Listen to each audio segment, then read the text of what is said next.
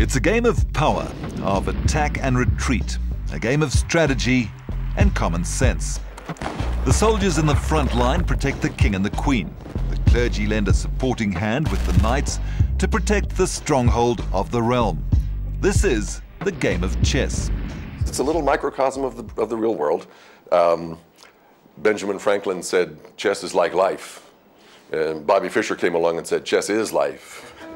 Sometimes you wake up in the morning knowing something wonderful is going to happen. Most of the time, it don't.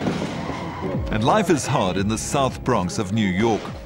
With no formal teacher training, this is where David McKenelty started teaching chess at the age of 46. How did you get started in the South Bronx? Complete accident. I was working in real estate, and a friend of mine who was a chess teacher asked me to substitute for him once for a class. And I said, you're crazy. You know, you guys are all masters. I play chess. You know, you guys are masters. And he said, you know more than the kids do. I'm desperate. Please help me. This is the battlefield where kings and queens play.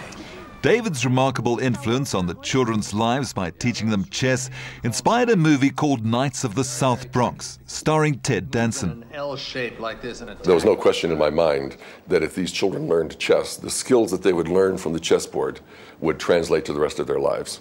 If you wonder why chess is such a special game, just look at this. Just for your opening move, there are 20 choices. Now, your opponent can react in many different ways. So after just 2 moves each, there are about 360,000 positions that can be reached. Chess is thought to have been invented in India around the 6th century. The object of the game is to defeat your opponent's army by incapacitating or checkmating their king. It requires intense mental concentration and strategic thinking. But there seems to be some merit in teaching this game of war to children. Now, I love athletics. I mean, I did a lot of athletics as a kid. I played football, I was on the track team, I did judo, I was a wrestler. But one of the drawbacks to that is that athletes sometimes learn to solve their problems physically. With chess, you learn to solve every problem with your brain. That's it. With one of the highest crime rates in New York, there are few opportunities for children of the South Bronx. Most won't finish high school, let alone get a university education. And yet David believes that it was exercising the muscle of the brain by playing chess that changed their lives. You mean like soccer or basketball matches, only it's chess? Exactly like that. The biggest single thing chess does is it gives people confidence in their abilities. And once you believe in yourself, it's pretty hard to close the door in your face. And so what I see chess doing is giving people the technical skill in a highly cerebral area so that they now know that they can do something. Oh, we were playing black kids. Dawson, why didn't you tell us we were playing against a bunch of rich kids? Because it doesn't make any difference. From just helping out on a temporary basis, David was made a permanent chess teacher. He started a small chess team and gradually introduced them to tournament chess. Against impossible odds, within a short time, the Knights of the South Bronx won first-place trophies for 4 consecutive years in the New York Schools Chess League. And over a 5-year period, the players won more than 500 trophies. But for many, chess still carries the stigma of being elitist. Checkmate. I won! Have you met with much skepticism as far as, you know, taking disadvantaged kids and teaching them this elitist game? I used to, I don't anymore, because now generally when people meet me, they know what I've done.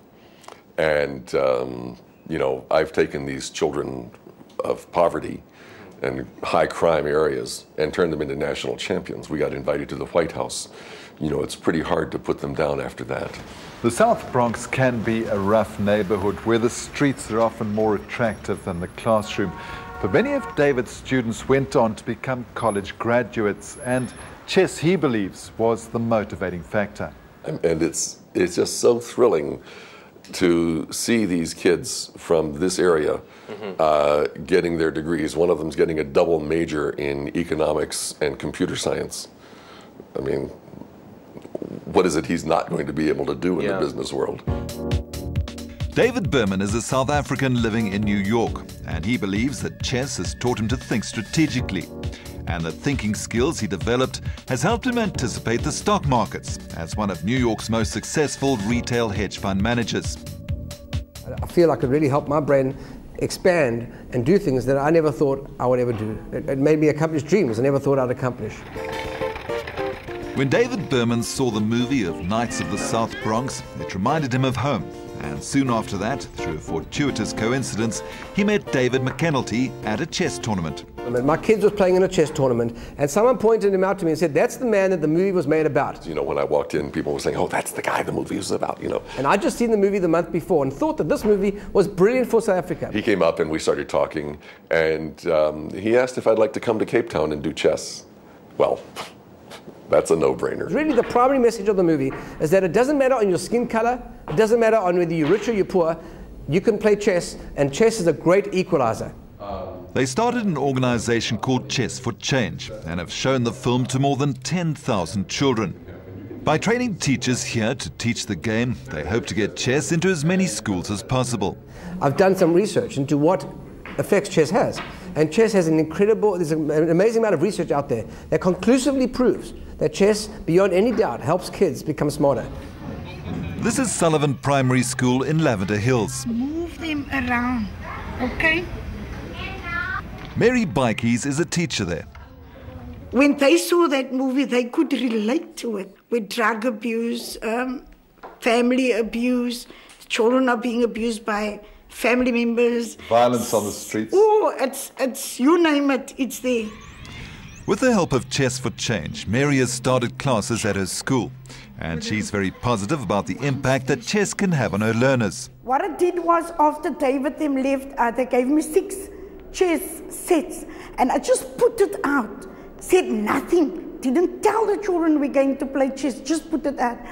And as they walked past, wow, it was amazing, because they would come and say, "Oh, chess, can I play? Will I be allowed to? I also want to learn the game." But my main aim is to start with the little ones, the grade 1s, 2s, and 3s, and teach them, and let it flow from my school into the community. Chess has been called the gymnasium of the mind. Scientific surveys have shown that science and maths marks can shoot up by 20 to 30%, and a learner's IQ can actually be improved by up to 5% a year. A psychologist advised Lenta Marie to make both her sons play chess for an hour a day because their maths marks were so low. En na net 3 maande van elke dag skaak speel, het sy wiskundepunte geklim van ondergemiddeld af na 99% gemiddeld aan die einde van die eerste kwartaal op sy rapport. Leeswerk het die skaak nogal baie goed gemaak. Soos ek het laas jaar nie baie lekker gelees en ek het niks van lees gehou nie, maar nou lees ek voluit.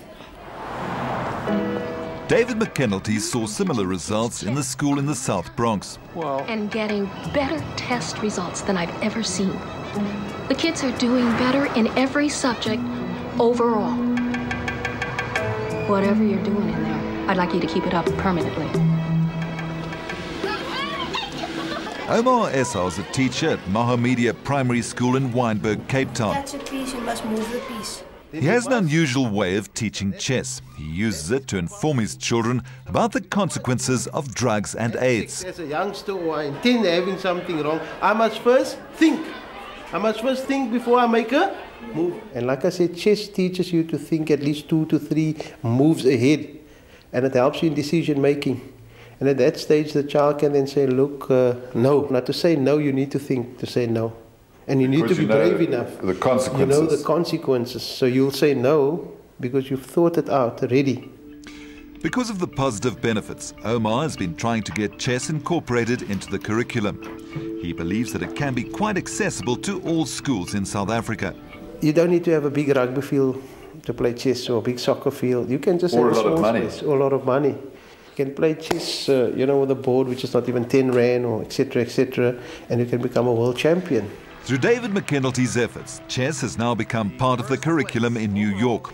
And thousands of children are playing chess daily and learning to think like kings. Some days you wake up just knowing something wonderful will happen. Most of the time, it doesn't.